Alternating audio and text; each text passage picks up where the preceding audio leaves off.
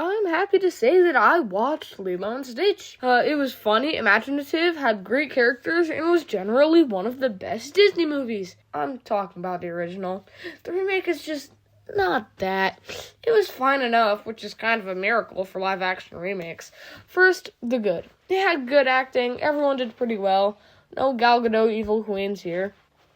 The casting was mostly good. There was one that stinks quite a bit. I'll get into that later, though, because it's part of a bigger problem I have with this movie. It wasn't completely heartless. It kept some of the soul of the original, and the stuff that translated correctly was pretty good.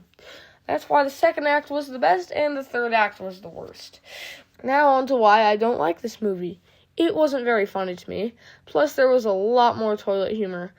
I had a few chuckles, but despite Zach Galifianakis, the guy from Hangover, and Billy Magnuson's best efforts, neither of these characters were that great at making me laugh or being characters in general. Rather than in the original film, where they were always on screen for a reason and were still quite funny. They were watching Stitch and attempting to track him rather than blasting me with jokes that really suck and trying to pad out the runtime. That leads us into another problem. It seems that nowadays Disney is just trying to make longer movies without justifying it with stories that need that much time, like, say, Interstellar did. Now, the movies aren't that long, but still, they're just adding a ton of filler. The full story of this movie, if it had a tight script, would probably be about an hour and 15 minutes. And what's the runtime? An hour and 48 minutes. They just packed a bunch of silly Stitch shenanigans in to make the 8-year-olds happy and hide that they detracted from the original story by about 10 minutes while adding absolutely nothing.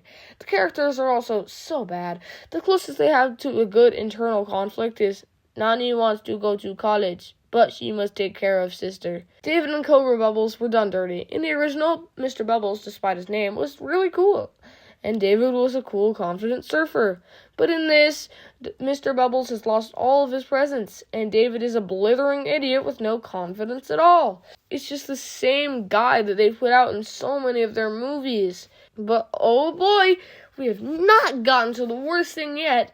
They got rid of Gontu, which, I mean, on its own, it could have been fine. But what they did instead is just so stupid. Guess what? They replaced Gontu with Jumba. They try to make him threatening, but my god, when you have someone who sounds like General Tungus, a joke character from the Minecraft movie, arguably the biggest and most elaborate joke of our time, it does not turn out great, as I'm sure you can imagine. He also wasn't like a poorly done twist villain. He just randomly decides, oh yeah, let's just capture Stitch and go experiment on him more for no reason. Because we need a villain, right? God, this third act is just a wreck. Lilo gets taken away, then Nani says, oh yeah, thanks, now I can go to college, bye. The whole climax is changed entirely, and you know what? This is enough critiquing for one movie that frankly doesn't deserve the attention. It's just some more forgettable slop. 5 out of 10. One of the better Disney live-action remakes.